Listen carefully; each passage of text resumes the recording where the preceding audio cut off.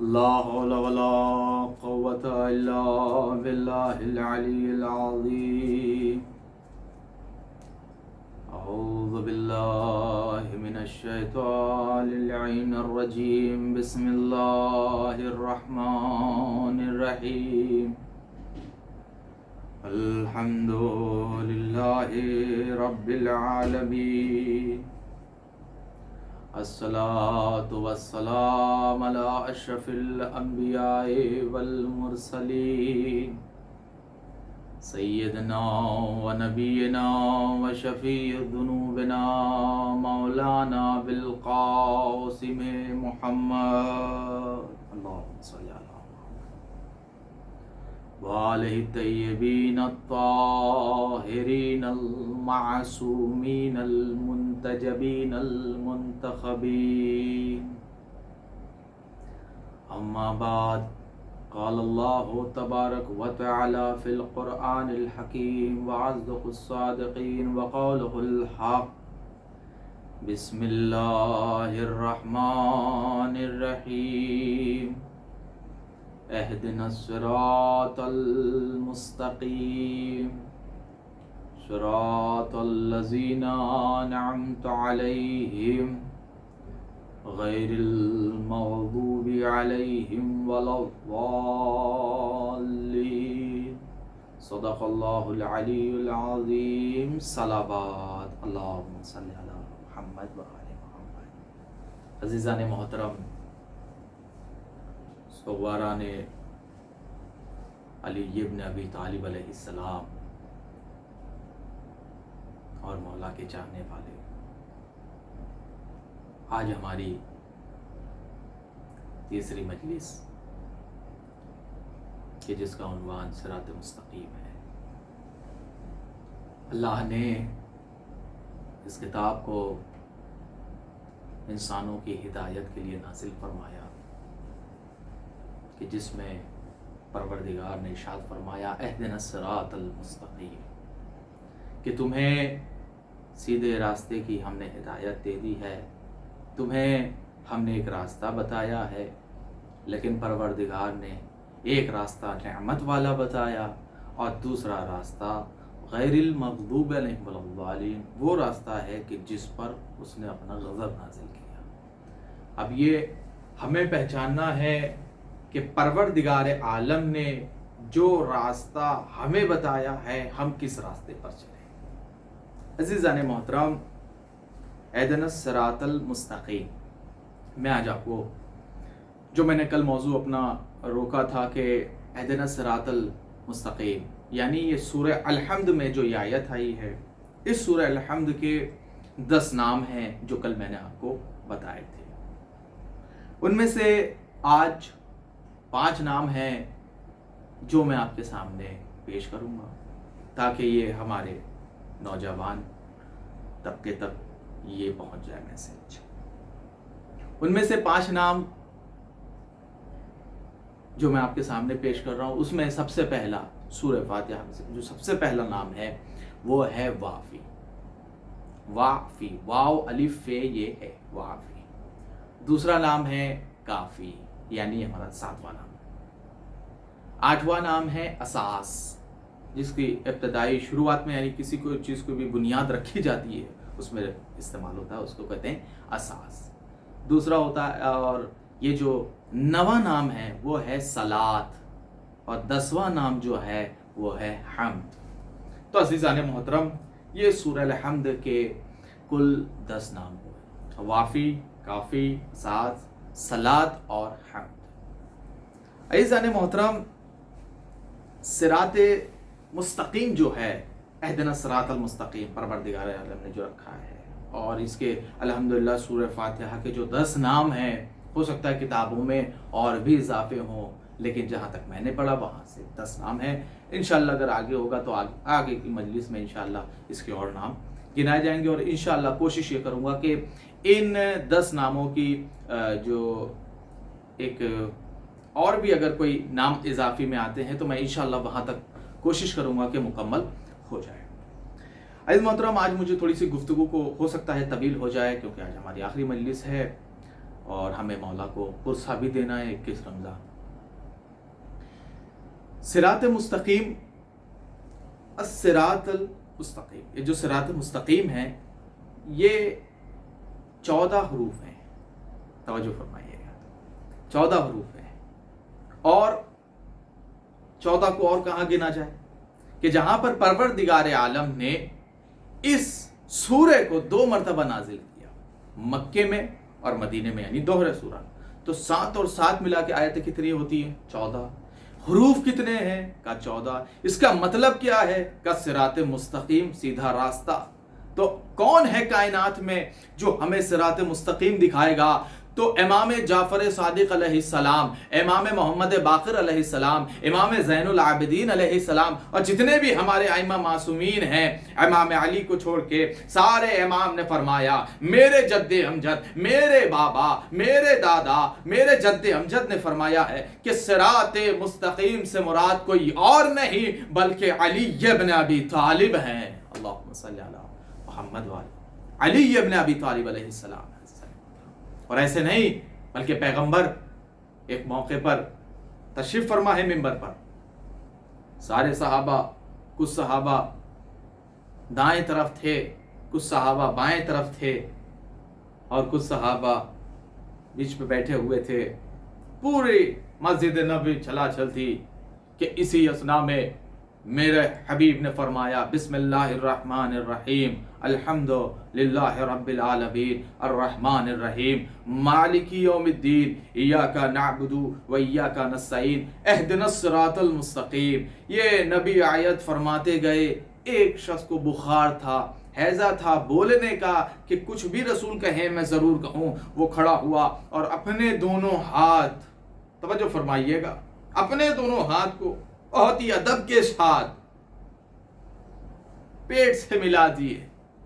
الحمدللہ جو آج تک جاری و ساری ہیں، یہ ہونے کے بعد کھڑے ہو کر کہتے ہیں، یا رسول اللہ، یہ تفسیر سمجھ میں نہ آئی ہے کہ صراط مستقیم کیا ہے۔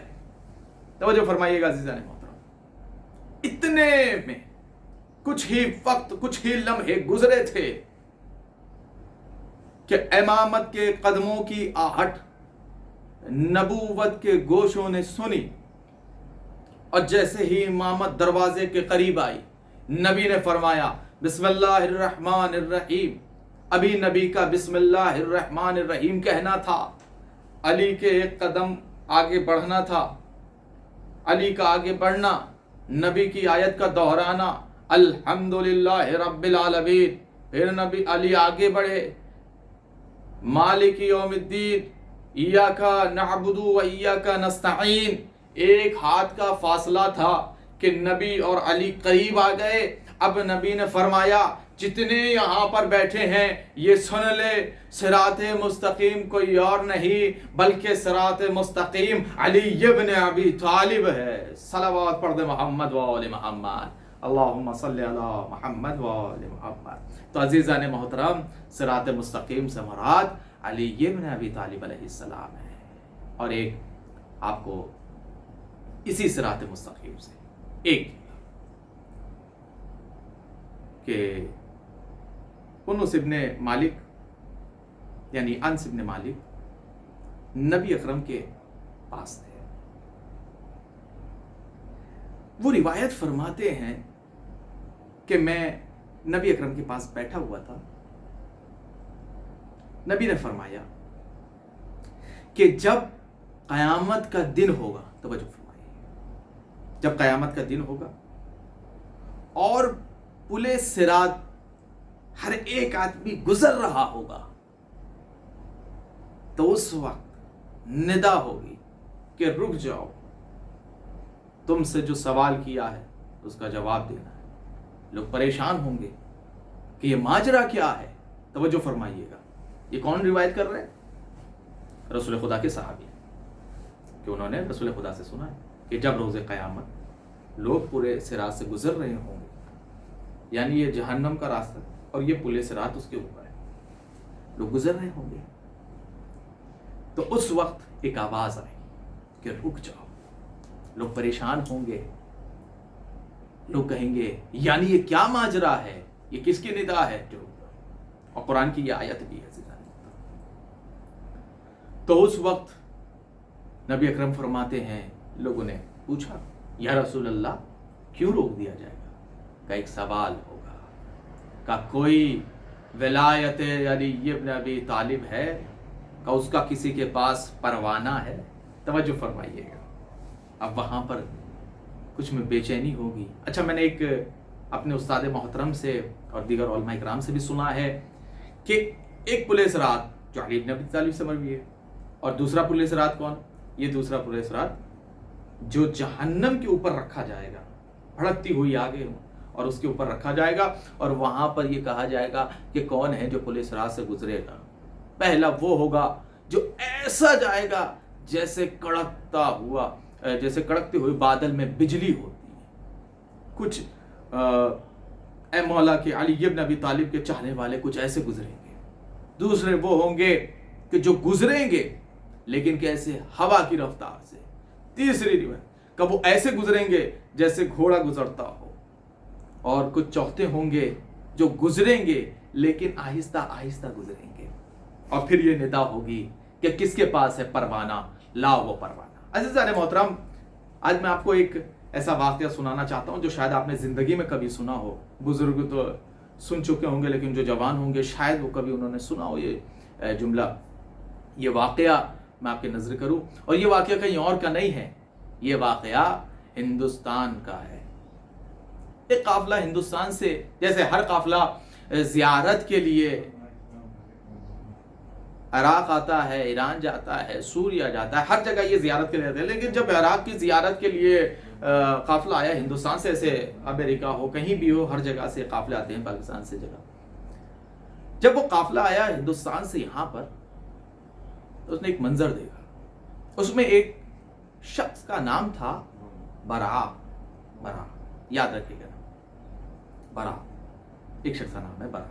یہ پہنچا جب سب اپنے اپنے اعتبار سے بس میں بیٹھے، اور بس میں بیٹھنے کے بعد ہوٹل تشریف لائے۔ جیسے ہی ہوٹل آئے تو وہاں پر سب لوگ ایک جگہ پر موجود تھے، اور ہونے کے بعد سب اپنے اپنے اعتبار سے جس طریقے سے لوگ سامان وغیرہ رکھتے ہیں ویسے رکھتے۔ گروپ کے جو مدیر تھے انہوں نے اعلان کیا کہ یہ وقت ہے زیارتوں کا، اور اس وقت ہمیں واپس جانا ہے۔ لوگ اپنے اسی دستور کے اعتبار سے لوگوں نے زیارت کی۔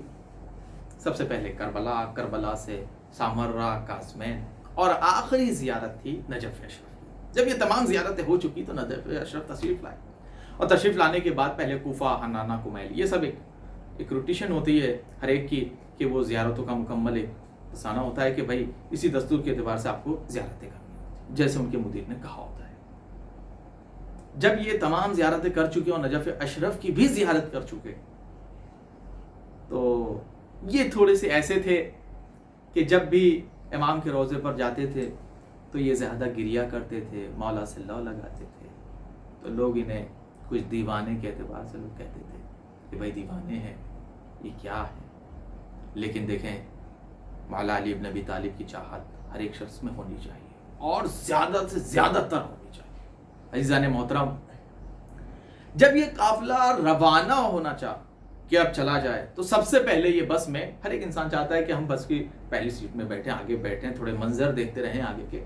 تو یہ آئے برا نامی شخص، یا آگے آ کے بیٹھ گئے۔ تو بس میں جتنے شخص اوپر چڑھتے گئے اور جو ان سے ملاقات کرتا رہا، وہ کہتا رہا ہم تو مولا کے روضے سے ابھی آئے ہیں، کیا تمہیں مولا نے جنت کا پروانہ نہیں دیا؟ ہر ایک آدمی کہتا رہا، اب یہ مذاقن کہتا رہا، لیکن یہ ان کے دل پہ ایک اثر ہوا، اور اثر ہونے کے بعد یہ انہوں نے کہا مجھے 5 منٹ دیا جائے۔ ان کو 5 منٹ دیا گیا، اور یہ تیزی سے مولا کے حرم میں پہنچے۔ جیسے ہی مولا علی ابن ابی طالب علیہ السلام کے حرم میں پہنچے اور زری کو پکڑ لیا، ہر ایک انسان زری کو پکڑ لیا، اور پکڑنے کے بعد کہتے ہیں کہا مولا میں آپ کا گناہ گار، مولا مجھ سے خطا ہوئی ہے، رونے لگے، گر گرانے لگے۔ جب کافی دیر ہو گئی تو وہاں سے ایک پروانہ آیا، علی ابن ابی طالب علیہ السلام، ذریعہ مقدس سے پروانہ آیا۔ اس نے پروانے کو لیا، پروانے میں لکھا ہوا تھا بری من النار۔ مولا فرماتے ہیں بری، کہ تم जहन्नम से बरी हो, तुम जहन्नम से आज़ाद. ये हैं अली इब्न अबी तालिब अलैहिस्सलाम. हम दिल से आए, हम दिल से मांगे, और वहाँ पर बहुत सारे मौजज़ात हैं, खुद ज़रिए मुक़द्दस के मौजज़ात हैं. तो हमें कोशिश करना चाहिए कि हम सरात मुस्तकीम पर रहें, अली इब्न अबी तालिब के दामन को पकड़ रखें. और ये आज का अजीब मरहला हो गया है कि जो ज़्यादा अली इब्न अबी तालिब के बार बार तकरार करता रहे या फ़ज़ाइल अली इब्न अबी तालिब कहता रहे तो लोग उसे अखबारी कहते हैं. नहीं अज़ीज़ान मोहतरम, ये हमारे दिल के अक्सर हम ये अपने दिल में रखें कि हमें अली इब्न अबी तालिब हैं जो जन्नत में लेके जाएंगे. ये वलायत अली इब्न अबी तालिब अलैहिस्सलाम है जो आपको जन्नत में लेके जाएगी. और हम किसी और के बहकाने में आ गए तो जहन्नम के सिवा और कुछ नहीं है. मैं दुआ करता हूँ परवरदिगार हम तमाम शियान हैदर करार के दिल में वलायत अली इब्न अबी तालिब अलैहिस्सलाम. एक सलवात पढ़ दे मोहम्मद व आले मोहम्मद, अल्लाहुम्मा सल्ली अला मोहम्मद व आले मोहम्मद. अज़ीज़ान मोहतरम, ये आज की तारीख़ वाक़अन कोई आम तारीख़ नहीं, शब आशूर से कम नहीं. आज का दिन ये गम का दिन है. आज का दिन अली इब्न अबी तालिब के बिछड़ जाने का दिन है. आज का दिन ज़ैनबो कुलसूमो रुक़ैया का यतीम होने का दिन है. आज का दिन हसन व हुसैन व अब्बास और हनफिया जैसी शख्सियत आज यतीम हो गई. बल्कि मैं यूं कहूँ कि आज पूरी शिया यतीम हो गई. अल्लाहु अकबर. अज़ीज़ान मोहतरम, कल मैंने कुछ बातें आपके सामने मसाइब में पेश की थी, बस उन्हीं के चंद चीज़ें आपके सामने पेश करूँ. जब इमाम अली इब्न अबी तालिब अलैहिस्सलाम कूफे में थे तो उस वक्त मौला ने फरमाया था, ए बेटा हसन मेरे करीब आओ. इमाम हसन अलैहिस्सलाम करीब आए और इमाम हसन से फरमाया कि बेटा जाओ, आज मुझे ज़ैनब की बड़ी याद आ रही है, आज मुझे कुलसूम की बड़ी याद आ रही है, आज मुझे बीवियों की बड़ी याद आ रही है. बेटा जाओ, इन्हें मदीने से लेकर आओ. अज़ीज़ान मोहतरम, इमाम फरमाए. इमाम हसन अभी तैयार हो रहे हैं, कुछ कदम आगे बढ़ना चाहते हैं कि इमाम ने फ़ौरन रोका. ए बेटा हसन मेरे करीब आओ. इमाम हसन करीब आए. जी बाबा जान. कहा बेटा ये याद रखना, रात की तारीख़ी में अपनी बेटियों को लेकर आना. अल्लाहु अकबर. यानी अली इब्न अबी तालिब हर चीज़ को जानते थे. रात की तारीख़ी में आना, दिन के उजाले में ना आना. अज़ीज़ान मोहतरम, ये इमाम का कहना था. इमाम हसन पहुँचे और मदीने से जब कूफे के करीब हुए और आने के बाद जैसे ही करीब हुए मुनादी निदा देने वाला ही था कि इमाम अली इब्न अबी तालिब कूफे के बाहर आए. और आने के बाद कहा, ए बेटा हसन, ज़ैनब की हमारी कहाँ है? इमाम हसन ने फरमाया, बाबा जान ये ज़ैनब की. कहा लाओ, इसकी मेहार मुझे दे दो. अज़ीज़ान मोहतरम, ऊँट की मेहार मौलाए कायनात ने दी.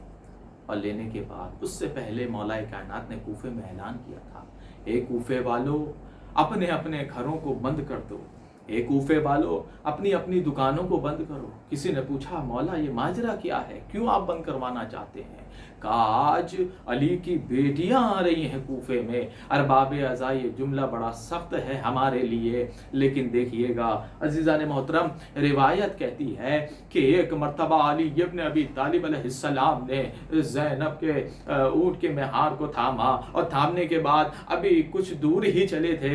कहा ज़ैनब अमारी के पर्दे को हटाओ. जनाब ज़ैनब ने अमारी के पर्दे को हटाया और कहा, ज़ैनब देखो ये कूफे का चौक है, इसे गौर से देखना. ज़ैनब खामोश है, कुछ पूछ नहीं रही है, सिर्फ चौक को देखा. आगे बढ़े.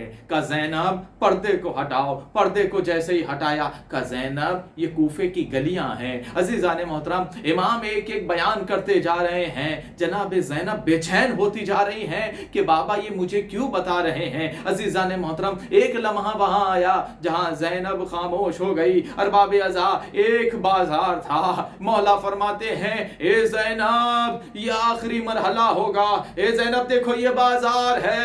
ارباب ازا جناب مولا کائنات نے کہا. جناب زینب رونے لگی. ارباب ازا یہ تو اس وقت پتا ہوا کہ جب لٹا ہوا قافلہ کوفے میں وارد ہوا. جب چوک پر آئے کوفے کے تو زینب نے کہا اے بیٹا سید سجاد دیکھو بابا نے کہا تھا اے زینب یہ کوفے کا چوک ہوگا.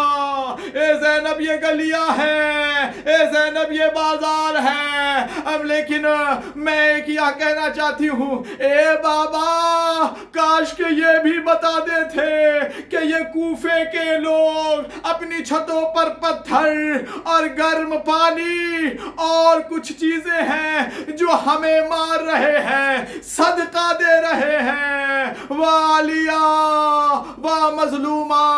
عزیزان محترم آج 21 رمضان ہے.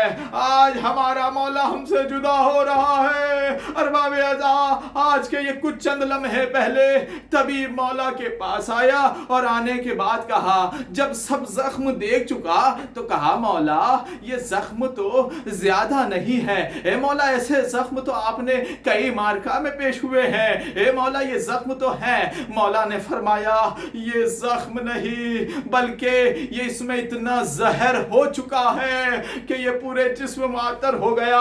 ارباب ازا روایت کہتی ہے کہ طبیب نے کہا اور میں آپ کو بتانا بھی چاہوں یہ طبیب کہاں کا مشہور تھا. یہ طبیب ایران کا تھا. یہ بڑا مشہور طبیب تھا جو کوفے آیا ہوا تھا. امام علیہ السلام نے اس کا نام بھی بتایا تھا کہ فلاں ابن فلاں یہ طبیب کا نام ہے. ارباب ازا وہ مولا کا چاہنے والا تھا. جب یہ سارا ماجرا ہو گیا تو ایک مرتبہ میرے مولا نے کہا اے طبیب ماجرا کیا ہے. اس نے کہا مولا کچھ اور ماجرا نہیں ہے بلکہ صرف اور صرف آپ کو جتنا ہو سکے وہ دودھ پلا دے. کوئی اگر لائے تو وہ آپ دودھ پی لیں. امام نے منع کر دیا. کہا کیوں منع کر دیا؟ کہا اس لیے کہ جب امام نے ابن ملجم کو دیکھا بڑا پیاسا ہے تو امام نے یہ دیکھے امام کی عدل کیا ہے. شہادت کے وقت بھی امام فرما رہے ہیں کہ جاؤ اسے دودھ دے دو. اور جو وہ اتنی زنجیروں میں بندھا ہوا تھا امام نے کہا اس کی رسیوں کو اس کی زنجیروں کو تھوڑا سا ہلکا کر دو تاکہ اس کو سکون مل جائے. ارباب ازا یہ تو عدل علی ابن ابی طالب علیہ السلام ہے جو شہادت سے قبل دیتے جا رہے ہیں اس دنیا کو. راوی کہتا ہے کہ ایک مرتبہ میں نے دیکھا کہ جیسے ہی لفظ دودھ کا لفظ استعمال ہوا ہر بچہ جو یتیم بھی کہلائے جن کے ماں باپ بھی ہوں ہر بچہ امام علی ابن ابی طالب کے گھر میں دودھ دینے سے پہلے وہ قریب آ گیا. اور آنے کے بعد جب یہ آواز آ گئی کہ علی ابن ابی طالب شہید ہو گئے ہر بچے نے دودھ کو زمین پر پھینکا. ایک آواز آئی والیا و مظلومہ والیا. راوی کہتا ہے روایت کے اعتبار سے عزیزان محترم میں نے پڑھا کہ اس میں ایک روایت آئی بڑی سخت روایت ہے. امام فرماتے ہیں کہ دیکھو بیٹا حسن میرے قریب آؤ. امام حسن قریب آئے. وصیت نامہ شروع ہوا. وصیت میں کہا اے بیٹا یہ یاد رکھنا دیکھیں کچھ فرشتے آئیں گے جو مجھے اٹھائیں گے اور اٹھانے کے بعد میرے لاشے کو جس جگہ جاتے رہیں تم ان کے پیچھے پیچھے جاتے رہنا. اس نظام میں مولا کائنات نے یہ وصیت نامہ ختم ہوا. آنکھیں بند ہوئی. امام شہید ہو گئے. ارباب ازا راوی کہتا ہے میں نے دیکھا جناب حنفیہ آگے بڑھے, امام حسن آگے بڑھے, امام حسین آگے بڑھے, غسل دینا شروع کیا, کفن پہنایا. عزیزان محترم یہ تابوت چلا کس طرف چلا مجھے پتہ نہیں ہے لیکن تاریخ نے بتایا کچھ فرشتے آئے, تابوت بلند ہوا, کاندھے پہ لیا امام حسن و حسین نے, آگے بڑھتے چلے. راوی کہتا ہے جیسے جیسے آگے چلتے رہے لیکن یہاں پر ایک گوشہ ہے جو میں آپ کو دینا چاہتا ہوں عزیزان محترم۔ راوی کہتا ہے میں نے دیکھا کہ ایک مسجد ہے، مسجد کا منارہ ہے جو جھکتے جھکتے جھک گیا۔ امام کو شاہ سلامی پیش کر رہا ہوں، اے مولا میرا سلام پیش کیجئے۔